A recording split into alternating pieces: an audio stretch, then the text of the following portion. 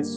ನಂಜನಗೂಡು ತಾಲೂಕು ವ್ಯವಸಾಯೋತ್ಪನ್ನ ಮಾರಾಟ ಸಹಕಾರ ಸಂಘದ ಆಡಿಟ್ನಲ್ಲಿ 10,92,000 ರೂಪಾಯಿ ನಷ್ಟ ತೋರಿಸಿರುವುದು ನಿಜ. ಆದರೆ ಮುಂದಿನ ದಿನಗಳಲ್ಲಿ ನಿವ್ವಳ ಲಾಭ ಗಳಿಸುವುದರಲ್ಲಿ ಯಾವುದೇ ಅನುಮಾನ ಬೇಡ. ಈ ಹಿಂದಿನ ಎಲ್ಲ ಆಡಿಟ್ ಅಂಕಿಅಂಶಗಳನ್ನು ಗಮನಿಸಿದಾಗ ನಷ್ಟದ ಪ್ರಮಾಣ ಇಳಿಕೆಯಾಗಿದೆ.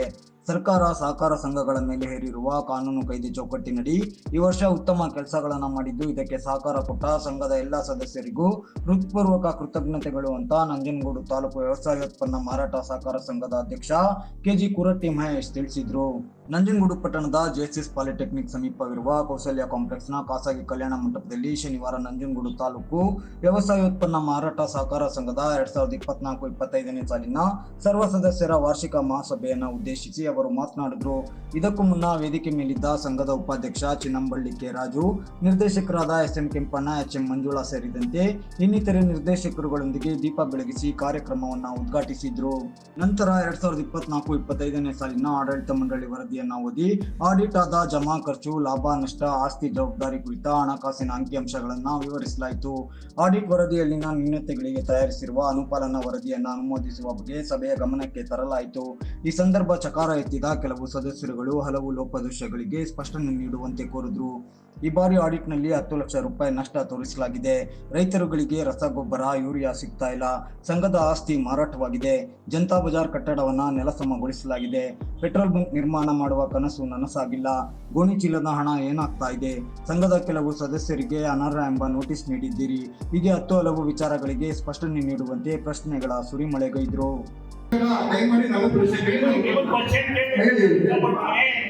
ನಾನು ಕೇಳ್ತೇನೋ ನಮ್ಮ ವ್ಯವಸಾಯ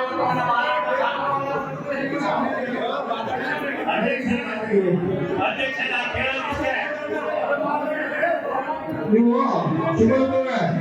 ಹೇಳಂತ ಪ್ರಶ್ನೆ ಪದೇ ಪದೇ ಕೇಳ್ತಾ ಇದ್ದೀರಿ. ಹೇಳ್ಬಿಡ್ತೀರಿ. ಈಗ ದಯಮಾಡಿ ಬಸ್ಸನ್ನೇ ಅವಲಂಬಿಸಿಲ್ಲ. ತಮ್ಮದೇ ಆದ ಸ್ವಂತ ವೆಹಿಕಲ್ಗಳಿಗೆ ಬೆಳೆದರೆ ಸ್ಕೂಟರ್ ತಗೊಂಡು ಹೋಗ್ತಾರೆ, ಇಲ್ಲ ಆಟೋದಲ್ಲಿ ತಗೊಂಡು ಹೋಗ್ತಾರೆ. ದಯವಿಟ್ಟು ಈಗ ಯಾವುದೇ ಕಾರಣಕ್ಕೂ ಗೊಬ್ಬರ ಮಾರಾಟದಿಂದ ಯಾವುದೇ ಕಾರಣಕ್ಕೂ ವ್ಯವಸಾಯ ಉತ್ಪನ್ನ ಮಾರುಕಟ್ಟೆಗೆ ಯಾವುದೇ ಕಾರಣಕ್ಕೂ ಲಾಸ್ ಆಗಲ್ಲ. ಅಟ್ಲೀಸ್ಟ್ ಈಗ ಯೂರಿಯಾ ಸಿಗ್ತಾ ಇಲ್ಲ ರೈತರಿಗೆ. ನಿಮ್ಮಲ್ಲಿ ಯೂರಿಯಾ ಇದ್ರೆ ಯಾಕೆ ರೈತರು ಬಂದು ನಿಮ್ಮ ಹತ್ರ ವ್ಯಾಪಾರ ಮಾಡಬಾರ್ದು? ಅವ್ರ ರಸೀದಿ ಹಾಕಿಕೊಂಡು ನಿಮ್ಮಲ್ಲಿ ಒಂದು ಮೂಟೆನಾರು ತಗೊಂಡು ಹೋಗ್ಬೇಕು. ಇವತ್ತು ಎಲ್ಲ ತಾವು ಯೂರಿಯಾದ್ದು ಡಬಲ್ ಲಾಭ ಮಾಡ್ತಾವ್ರೆ. ನೀವು ಸರ್ಕಾರದಿಂದ ಸರ್ಕಾರದ ರೇಟಲ್ಲಿ ನಮ್ಗೆ ಯೂರಿಯಾ ಕೊಡೋದು, ರೈತರು ನಿಮ್ಮಲ್ಲಿ ವ್ಯಾಪಾರ ಮಾಡ್ತೀವಿ.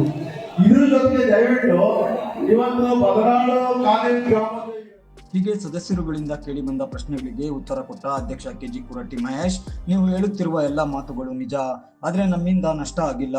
ಈ ಹಿಂದಿನ ಕೆಲವು ಲೋಪದೋಷಗಳಿಂದ ಸಂಘ ನಷ್ಟದಲ್ಲಿತ್ತು. ಅದನ್ನ ಮೇಲೆತ್ತುವ ಕೆಲಸವನ್ನ ಪ್ರಾಮಾಣಿಕವಾಗಿ ಮಾಡಿದ್ದೇವೆ. ಪರಿಣಾಮ 10,92,000 ರೂಪಾಯಿಗೆ ನಷ್ಟದ ಪ್ರಮಾಣ ಬಂದು ನಿಂತಿದೆ. ಆದರೆ ಮುಂದಿನ ದಿನಗಳಲ್ಲಿ ಸಂಘ ನಿವ್ವಳ ಲಾಭ ಗಳಿಸೋದ್ರಲ್ಲಿ ಯಾವುದೇ ಅನುಮಾನ ಬೇಡ. ಕೆಲವೊಂದು ಕಾನೂನಾತ್ಮಕ ಚೌಕಟ್ಟಿನಿಂದ ದಿಢೀರ್ ಅಂತ ಎಲ್ಲವನ್ನ ಮಾಡಲು ಸಾಧ್ಯವಾಗ್ತಾ ಇಲ್ಲ. ಸಂಘದ ಆಸ್ತಿ ಮಾರಾಟ ಆಗಿರೋದು ನಿಜ, ಹಾಗಂತ ಹಣ ದುರ್ಬಳಕೆ ಆಗಿಲ್ಲ. ಮಾರಾಟದ ಹಣದಿಂದ ನಾವು ಬೇರೆ ಆಸ್ತಿ ಅಥವಾ ಭೂಮಿಯನ್ನ ಖರೀದಿ ಮಾಡಲು ಕಾನೂನಿನಲ್ಲಿ ಅವಕಾಶವಿಲ್ಲ. ಇದರ ಹಣವನ್ನ ಸಂಘದ ಇತರೆ ಲಾಭದಾಯಕ ಕೆಲಸಗಳಿಗೆ ಬಳಸಿಕೊಳ್ಳಬೇಕಿದೆ. ಇನ್ನು ರಸಗೊಬ್ಬರ ಮತ್ತು ಯೂರಿಯಾ ಮಾರಾಟ ವಿಚಾರವಾಗಿ ಮಾತನಾಡಿದ್ರಿ. ಆ ಚಿಂತನೆಗಳನ್ನ ನಾವು ಮಾಡಿದ್ದೇವೆ. ಇವುಗಳ ಮಾರಾಟದಿಂದ ನಿರೀಕ್ಷಿತ ಪ್ರಮಾಣದ ಅನುಕೂಲ ಸದಸ್ಯರಿಗೆ ಆಗುವುದಿಲ್ಲ. ಪೆಟ್ರೋಲ್ ಬಂಕ್ ನಿರ್ಮಾಣಕ್ಕೆ ಈಗಲೂ ಬದ್ಧ, ಆದರೆ ಭೂಮಿಯ ಅವಶ್ಯಕತೆ ಇದೆ. ಯಾರಾದರೂ ಭೂಮಿ ಕೊಡೋದಿದ್ರೆ ಹೇಳಿ, ಪೆಟ್ರೋಲ್ ಬಂಕ್ನ ನಿರ್ಮಾಣ ಮಾಡೋದಾಗಿ ಹೇಳಿ ಸಮಜಾಯಿಷಿ ನೀಡಿ ಸದಸ್ಯರು ಯಾವುದೇ ಗೊಂದಲಗಳಿಗೆ ಒಳಗಾಗದಂತೆ ಮನವಿ ಮಾಡಿದ್ರು.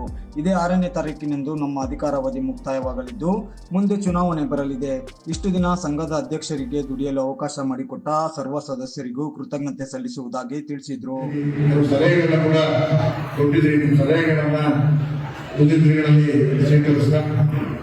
ನನಗೆ ಕಳೆದ 13 ವಾರ್ಷಿಕ ಮಹಾಸಭೆಯನ್ನ ನಡೆಸುವಂತ ಅವಕಾಶವನ್ನು ಟಿಎಪಿ ಸೇವಿಸ್ ಇತಿಹಾಸದಲ್ಲಿ ನನಗೆ ಹೆಚ್ಚಿನದಾಗಿ ತಾವು ಕೊಟ್ಟಿದ್ರಿ.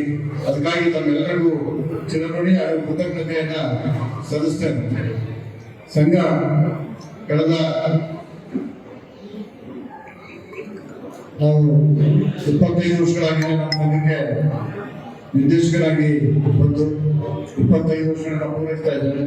3 ಅವಧಿಗೆ ನನ್ನನ್ನು ಅಧ್ಯಕ್ಷರಾಗಿ 12 ವರ್ಷಗಳ ಕಾಲ ಅಧ್ಯಕ್ಷರಾಗಿ ಸೇವೆ ಮಾಡುವಂತ ಅವಕಾಶ ಬಂದಿದೆ. ನನ್ನ ಅವಧಿನಲ್ಲಿ ಈ ಮಧ್ಯ ಸಣ್ಣ ಪುಟ್ಟ ವ್ಯತ್ಯಾಸಗಳು ಬಿಟ್ಟರೆ ಯಾವುದೇ ವ್ಯತ್ಯಾಸಗಳನ್ನ ಸಂಘಕ್ಕೆ ಮಾಡಿಲ್ಲ. ಸಂಘವನ್ನ ಉನ್ನತ ಮಟ್ಟದಲ್ಲಿ ನಡೆಸಿಕೊಂಡಿದ್ದಾರೆ.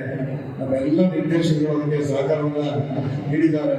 ಸಂಘದ ಅಭಿವೃದ್ಧಿಗೆ ಅನೇಕ ಕಾರ್ಯಕ್ರಮಗಳನ್ನ ಮಾಡಬೇಕು ಅಂತ ನಮಗೂ ಕಳೆದ 15 ವರ್ಷಗಳ ಇಚ್ಛೆ ಇದೆ.